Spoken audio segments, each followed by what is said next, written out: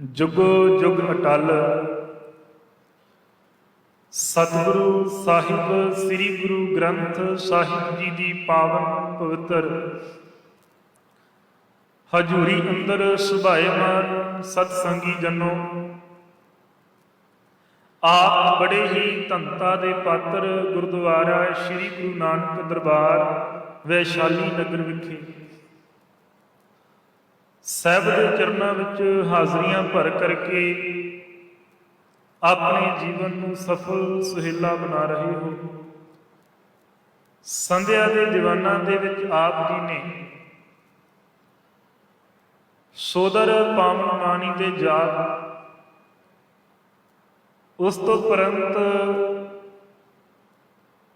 ਗੁਰੂ ਘਰ ਦੇ ਕੀਰਤਨੀਏ ਸਿੰਘ ਭਾਈ ਬਲਬੀਰ ਸਿੰਘ ਜੀ ਦੇ ਪਾਸੋਂ ਸਤਿਗੁਰੂ ਦੀ ਪਾਵਨ ਬਾਣੀ ਦਾ ਕੀਰਤਨ ਸਰਵਣ ਕੀਤਾ।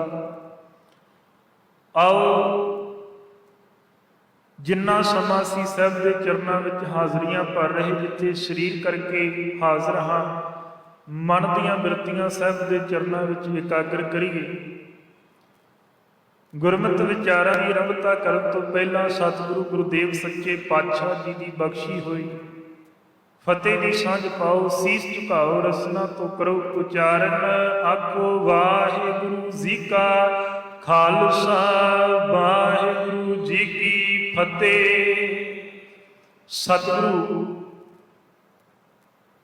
ਸ੍ਰੀ ਗੁਰੂ ਗ੍ਰੰਥ ਸਾਹਿਬ ਸੱਚੇ ਪਾਤਸ਼ਾਹ ਜੀ ਦੇ ਚਰਨਾਂ ਦੇ ਵਿੱਚ ਆਪ ਬਿਰਾਜਮਾਨ ਹੋ ਕਰਕੇ ਭਾਈ ਸਾਹਿਬ ਜੀ ਦੇ ਪਾਸੋਂ ਜੋ ਸ਼ਬਦ ਸਰਵਣ ਕਰ ਰਹੇ ਨੇ,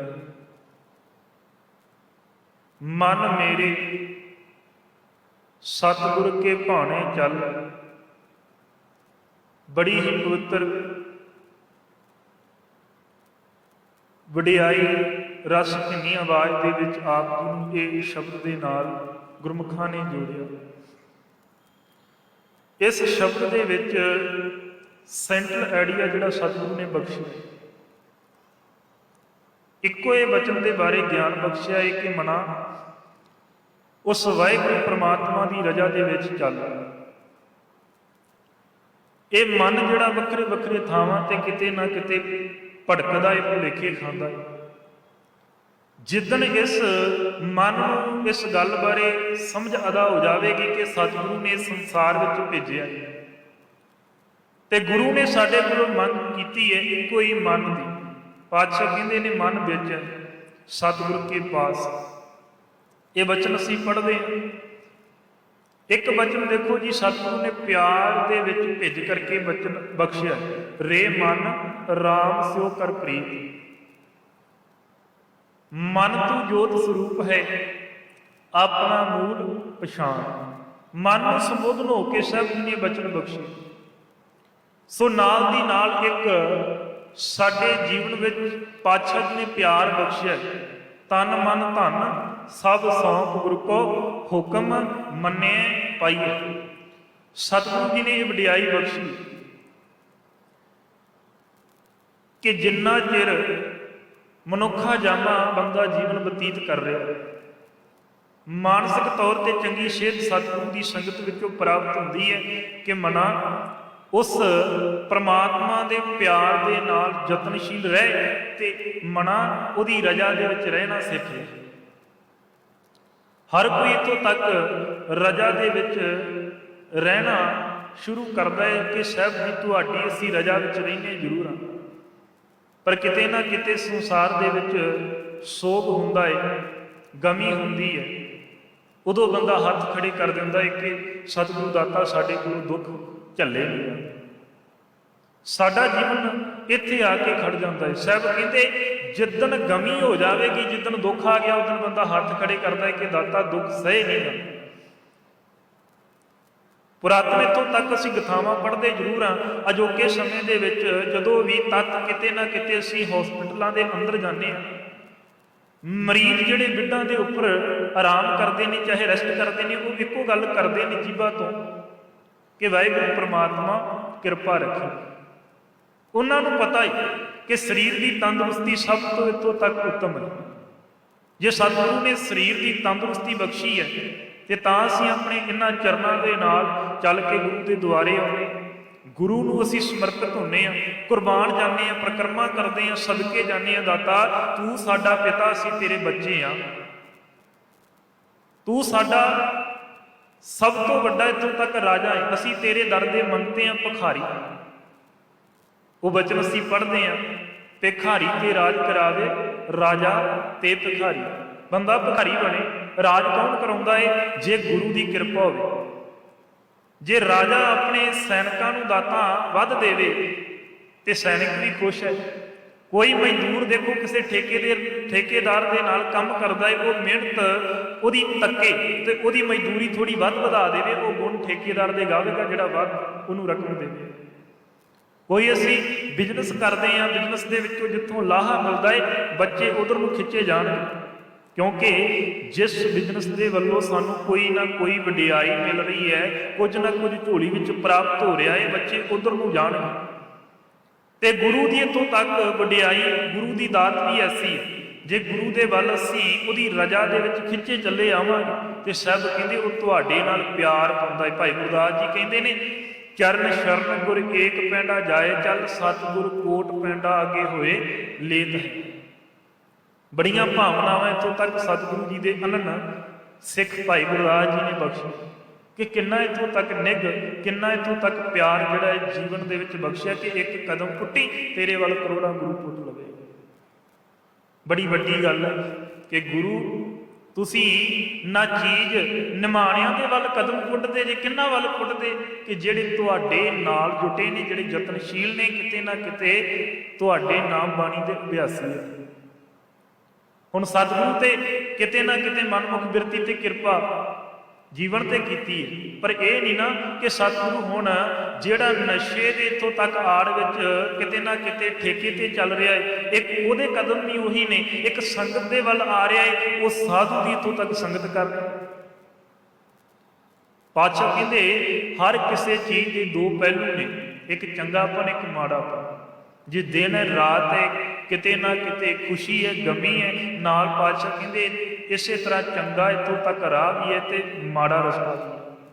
ਮਾੜੇ ਰਸਤੇ ਤੇ ਚੱਲਾਂਗੇ ਤੇ ਕਿਤੇ ਨਾ ਕਿਤੇ ਦੁੱਖ ਝੱਲਣੇ ਪੈਣਗੇ, ਜੇ ਚੰਗੇ ਰਸਤੇ ਦੇ ਧਾਰਨੀ ਹੋ ਜਾਵਾਂਗੇ ਤੇ ਚੰਗਾ ਜੀਵਨ ਦੇ ਵਿੱਚ ਗੁਣ ਪਊਗਾ।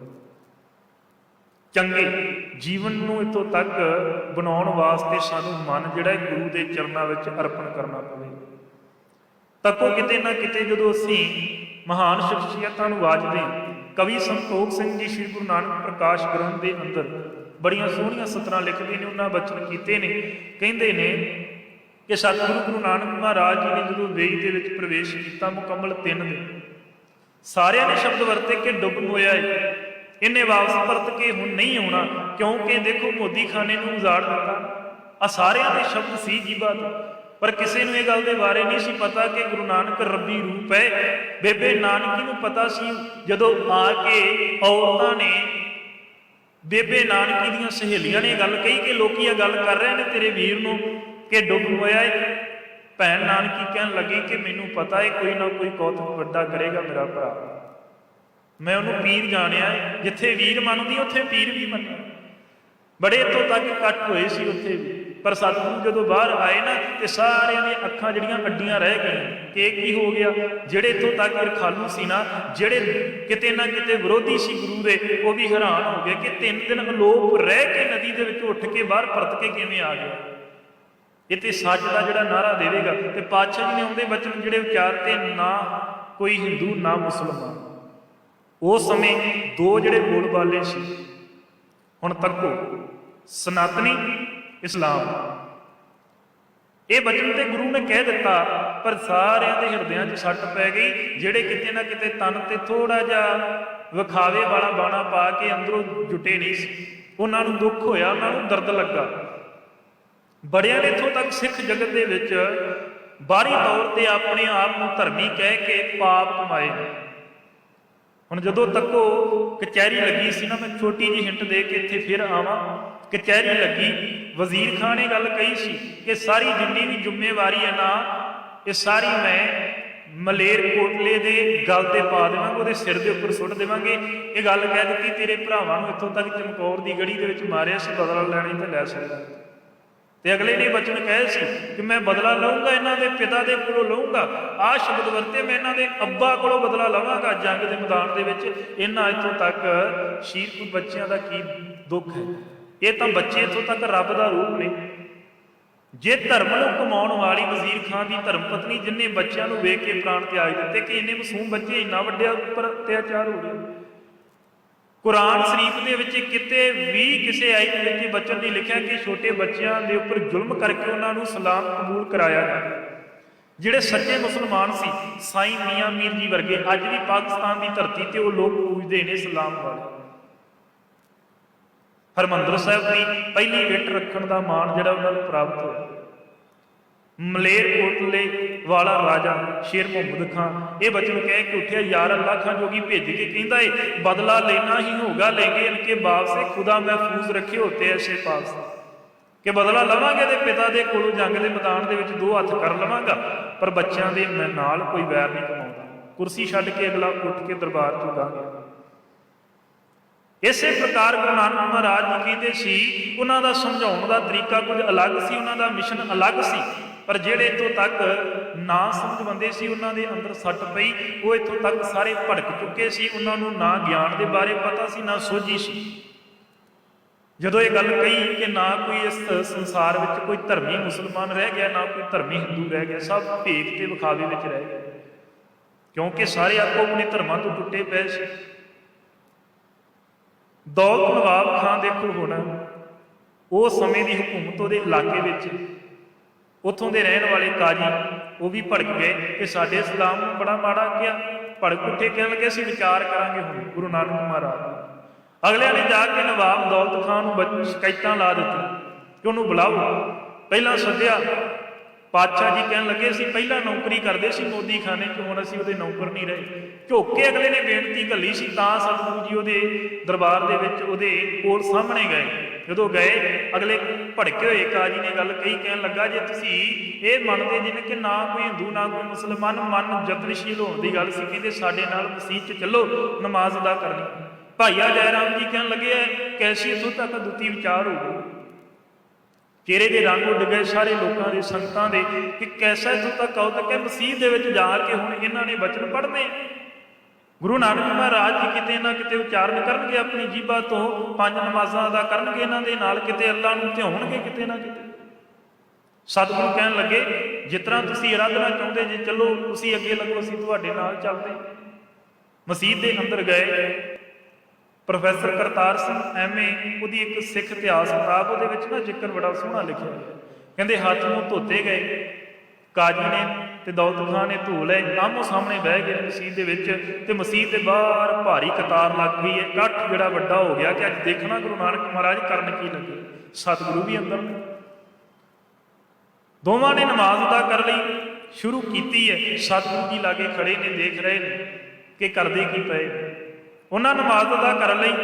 ਪਾਤਸ਼ਾਹ ਜੀ ਮੁਸਕਰਾ ਰਹੇ ਨੇ। ਜਦੋਂ ਨਮਾਜ਼ ਦੀ ਸਮਾਪਤੀ ਹੋਈ ਨਾ ਤੇ ਕਾਜੀ ਭੜਕ ਕੇ ਬੋਲਿਆ, ਕਹਿਣ ਲੱਗੇ ਉਦੋਂ ਤੇ ਬੜੀਆਂ ਵੱਡੀਆਂ ਗੱਲਾਂ ਕਰਦੇ ਸੀ, ਸਾਡੇ ਨਾਲ ਬਹਿ ਕੇ ਸਾਹਮਣੇ ਨਮਾਜ਼ ਕਿਉਂ ਨਹੀਂ ਅਦਾ ਕੀਤੀ। ਸਤਿਗੁਰੂ ਕਹਿਣ ਲੱਗੇ ਮੂਰਖਾ, ਤੇਰਾ ਮਨ ਕਿੱਥੇ ਭਟਕਦਾ ਫਿਰਦਾ। ਅਸੀਂ ਬਚਨ ਸਰਵਣ ਕੀਤਾ ਨਾ, ਮਨ ਮੇਰੇ ਸਤਿਗੁਰ ਕੇ ਭਾਣੇ ਚੱਲ। ਗੁਰੂ ਨਾਨਕ ਮਹਾਰਾਜ ਜੀ ਕਹਿਣ ਲੱਗੇ ਤੁਹਾਡਾ ਮਨ ਹੀ ਨਹੀਂ ਟਿਕਿਆ, ਤੁਹਾਡਾ ਮਨ ਤੇ ਭਟਕਦਾ ਫਿਰਦਾ ਸੀ। ਕਾਜੀ ਕਹਿਣ ਲੱਗਾ ਮਨ ਕਿੱਥੇ ਹੈ ਸਾਡਾ।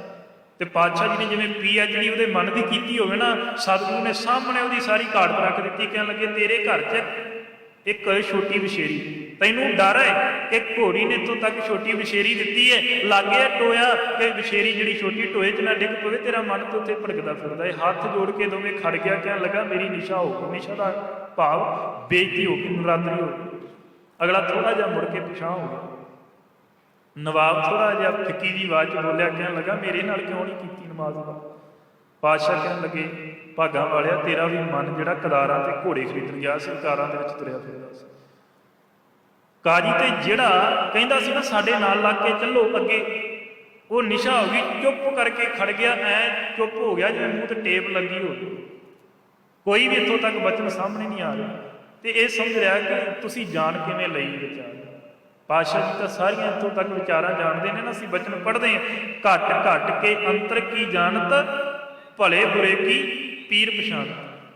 ਤੇ ਭਾਗਾਂ ਵਾਲੇ ਪੁਰਖੋ, ਜਦੋਂ ਵੀ ਕੋਈ ਇਸ ਸੰਸਾਰ ਦੇ ਵਿੱਚ ਚੰਗੀ ਇੱਥੋਂ ਤੱਕ ਰੂਹ ਜਨਮ ਲੈਂਦੀ ਹੈ ਨਾ, ਅਸੀਂ ਉਹਦੀ ਸੰਗਤ ਕਰ ਲਿਆ ਕਰੀਏ ਤੇ ਗੁਰੂ ਕਿਤੇ ਨਾ ਕਿਤੇ ਕਿਰਪਾ ਜ਼ਰੂਰ ਕਰ ਦਿੰਦਾ। ਅੱਜ ਵੀ ਇਸ ਸੰਸਾਰ ਦੇ ਵਿੱਚ ਕਈ ਥਾਵਾਂ ਤੇ ਸੰਤ ਜਨ ਜਿਹੜੇ ਪੈਦਾ ਹੁੰਦੇ, ਗੁਰੂ ਨਾਨਕ ਮਹਾਰਾਜ ਜੀ ਦੇ ਦੱਸੇ ਹੋਏ ਮਾਰਗ ਦੇ ਪਾਂਧੀ ਬਣਦੇ ਨੇ ਤੇ ਤਾਂ ਇੰਨੀ ਵੱਡੀ ਜਿਹੜੀ ਪਦਵੀ ਹਾਸਲ ਹੁੰਦੀ।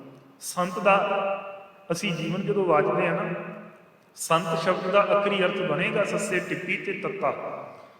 ਸੱਸੇ ਤੋਂ ਭਾਵ ਸੇਵਾ ਜੀਵਨ ਵਿੱਚ, ਇਹਨਾਂ ਅੱਖਰਾਂ ਨੂੰ ਤੱਕਿਓ।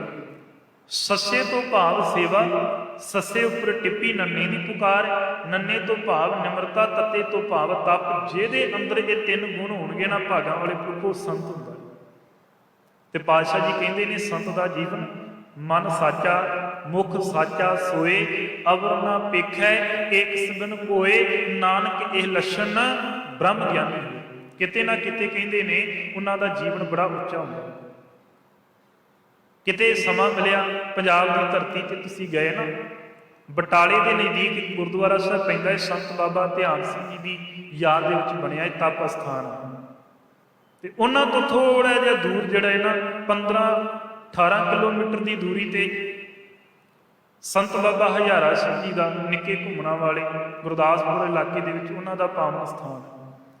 ਮੈਂ ਉਹਨਾਂ ਦੀ ਜੀਵਨੀ ਪੜ੍ਹਦਾ ਪਿਆ ਸੀ, ਉਹਨਾਂ ਦੀ ਜੀਵਨੀ ਦੇ ਵਿੱਚੋਂ ਮੈਨੂੰ ਬੜੇ ਸੋਹਣੇ ਬਚਨ ਲੱਗੇ। ਇਕੱਲੇ ਘਰ ਘਰ ਵਿੱਚ ਜਾ ਕੇ ਉਹਨਾਂ ਦਾ ਇਤਿਹਾਸ ਇਕੱਠਾ ਕਰਨ ਦਾ ਜਿਹੜਾ ਹੈ ਨਾ ਮਾਣ ਮਹਿਸੂਸ ਹੋਇਆ। ਸੇਵਾ ਜਿਹੜੀ ਇਹਨਾਂ ਸਤਿਗੁਰੂ ਦੀ ਕਿਰਪਾ ਸਦਕਾ ਬਟਾਲੇ ਦੀ ਸੰਗਤ ਨੇ ਝੋਲੀ ਵਿੱਚ ਪਾਈ।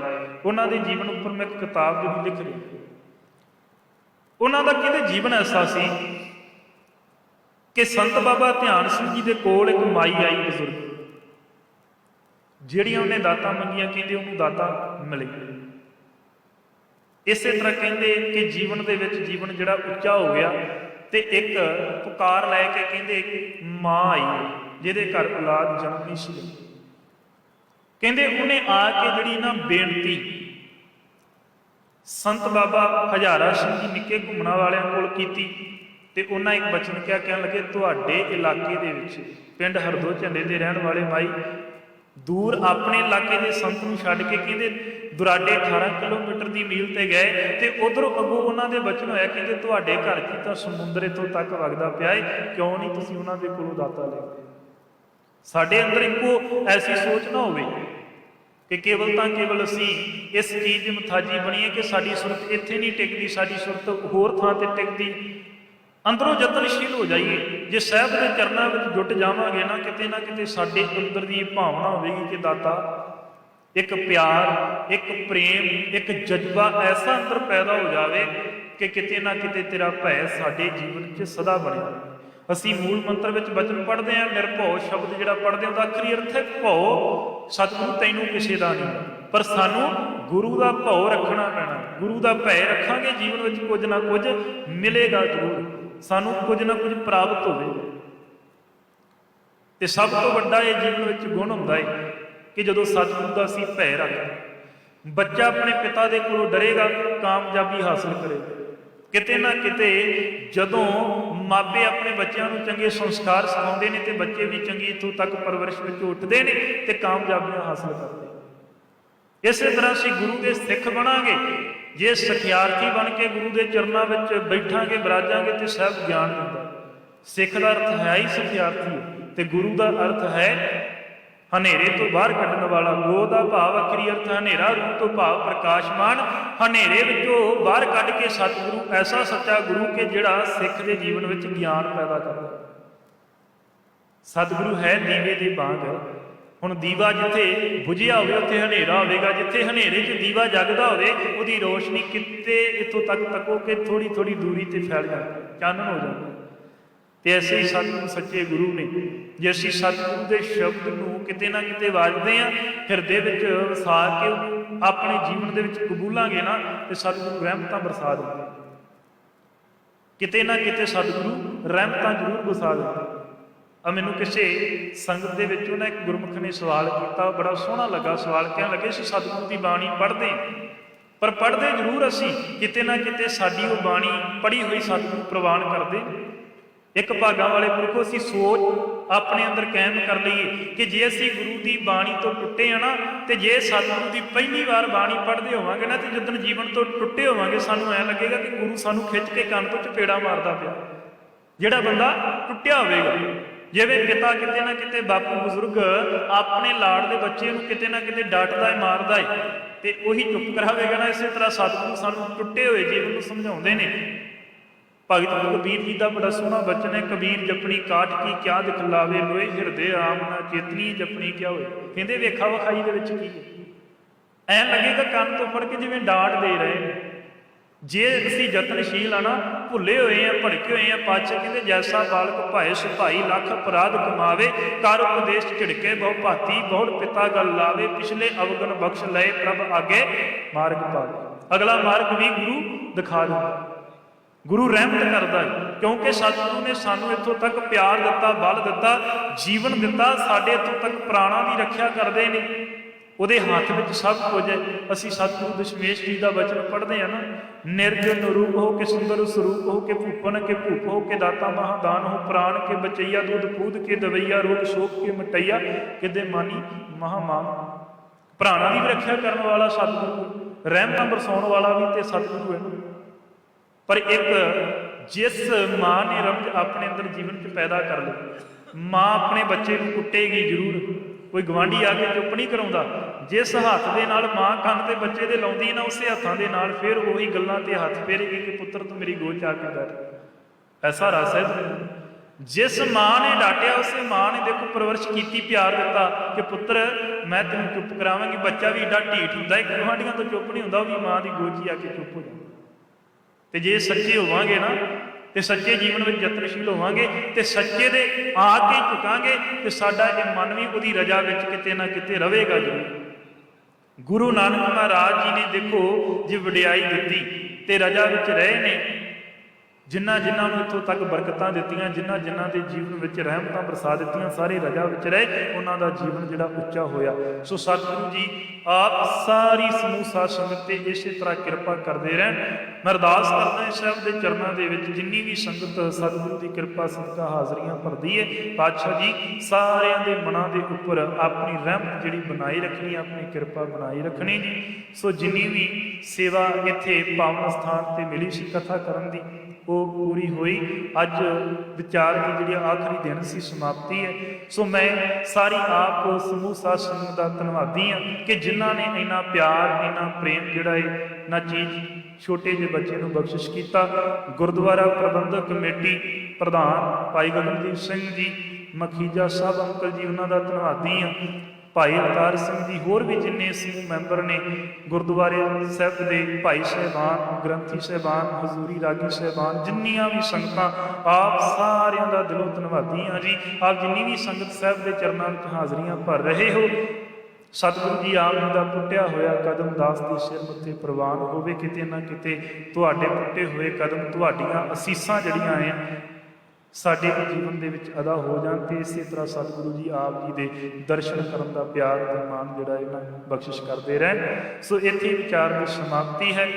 ਦਾਸ ਦੇ ਕੋਲੋਂ ਵਿਚਾਰ ਕਰਦਿਆਂ ਹੋਈਆਂ ਭੁੱਲਾਂ ਦੀ ਖਿਮਾ ਆਪ ਪਿਆਰੀ ਸੰਗਤ, ਧੰਨ ਗੁਰੂ ਗ੍ਰੰਥ ਸਾਹਿਬ ਸੱਚੇ ਪਾਤਸ਼ਾਹ ਦੀ ਬਖਸ਼ਣ ਯੋਗ ਨੇ।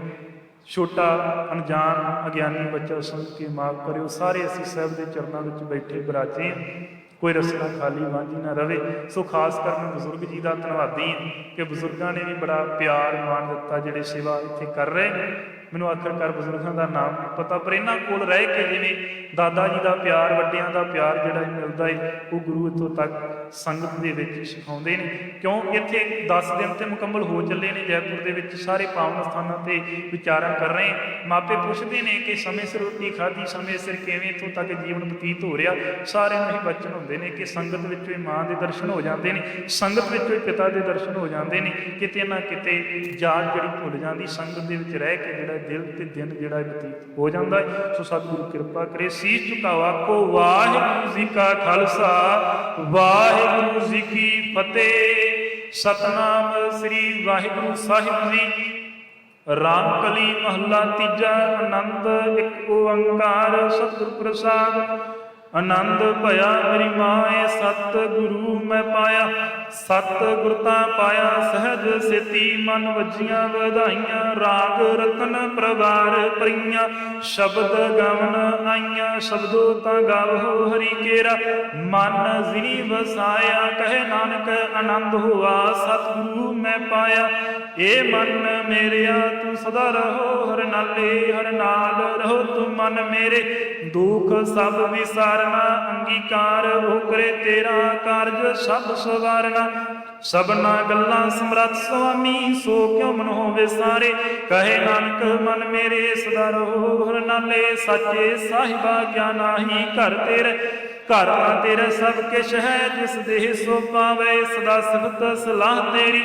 ਨਾਮ ਮਨ ਵਸਾਵੇ, ਨਾਮ ਜਿਨ ਕੈ ਮਨ ਵਸਿਆ। ਵਾਜੇ ਸ਼ਬਦ ਕਨੇਰੇ, ਕਹੇ ਨਾਨਕ ਸੱਚੇ ਸਾਹਿਬ ਕਿਆ ਨਾਹੀ ਘਰ ਤੇਰੇ। ਸਾਚਾ ਨਾਮ ਮੇਰਾ ਆਧਾਰੋ, ਸਾਚ ਨਾਮ ਆਧਾਰ ਮੇਰਾ। ਜਿਨ ਭੁੱਖਾਂ ਸਭ ਗਵਾਈਆਂ, ਘਰ ਸ਼ਾਂਤ ਸੁਖ ਮਨ ਆਏ ਵਸਿਆ। ਜਿਨ ਇੱਛਾ ਸਭ ਪੁਜਾਈਆਂ, ਸਦਾ ਕੁਰਬਾਨ ਕੀਤਾ ਗੁਰੂ ਬਿਟੋ। ਜਿਸ ਦੀਆਂ ਇਹ ਵਡਿਆਈਆਂ, ਕਹੇ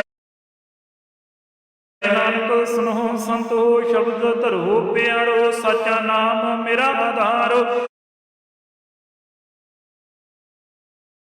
ਵਾਜੇ ਪੰਚ ਸ਼ਬਦ ਤਿਤ ਘਰ ਸੁਭਾਗੇ, ਘਰ ਸੁਭਾਗੇ ਸ਼ਬਦ ਵਾਜੇ। ਕਲਾ ਜਿਤ ਕਰ ਧਾਰੀਆ, ਪੰਚ ਦੂਤ ਤਿਤ ਵਸ ਕੀਤੇ। ਕਾਲ ਕੰਟਕ ਮਾਰਿਆ, ਤੁਰ ਕਰਮ ਪਾਇਆ। ਤੁਧ ਜਿਨ ਕੋ ਸੇ ਨਾਮ ਹਰਿ ਕੈ ਲਾਗੇ। ਕਹੇ ਨਾਨਕ ਤਹ ਸੁਖ ਹੋਆ, ਤਿਤ ਕਰ ਅਨਹਦ ਵਾਜੇ। ਆਨੰਦ ਸੁਣੋ ਵੱਡ ਭਾਗੀ ਹੋ, ਸਗਲ ਮਨੋਰਥ ਪੂਰੇ। ਪਾਰ ਬ੍ਰਹਮ ਪ੍ਰਭ ਪਾਇਆ, ਉਤਰੇ ਸਗਲ ਵਸੂਰੇ। ਦੁਖ ਰੋਗ ਸੰਤਾਪ ਉਤਰੇ, ਸੁਣੀ ਸੱਚੀ ਬਾਣੀ। ਸੰਤ ਸਾਜਨ ਭਏ ਸਰਸੇ, ਪੂਰੇ ਗੁਰ ਤੇ ਜਾਣੀ। ਸੁਨਤੇ ਪੁਨੀਤ ਕਹਤੇ ਪਵਿੱਤ, ਸਤਿਗੁਰ ਰਹਿਆ ਭਰਪੂਰੇ। ਬਿਨਵੰਤ ਨਾਨਕ ਗੁਰ ਚਰਨ ਲਾਗੇ, ਵਾਜੇ ਅਨਹਦ ਤੂਰੇ। ਸੁਨਤੇ ਪੁਨੀਤ ਕਹਤੇ ਪਵਿੱਤ, ਸਤਿਗੁਰ ਰਹਿਆ ਭਰਪੂਰੇ। ਬਿਨਵੰਤ ਨਾਨਕ ਗੁਰ ਚਰਨ ਲਾਗੇ, ਵਾਜੇ ਅਨਹਦ ਤੂਰੇ। ਵਾਹਿਗੁਰੂ ਜੀ ਕਾ ਖਾਲਸਾ,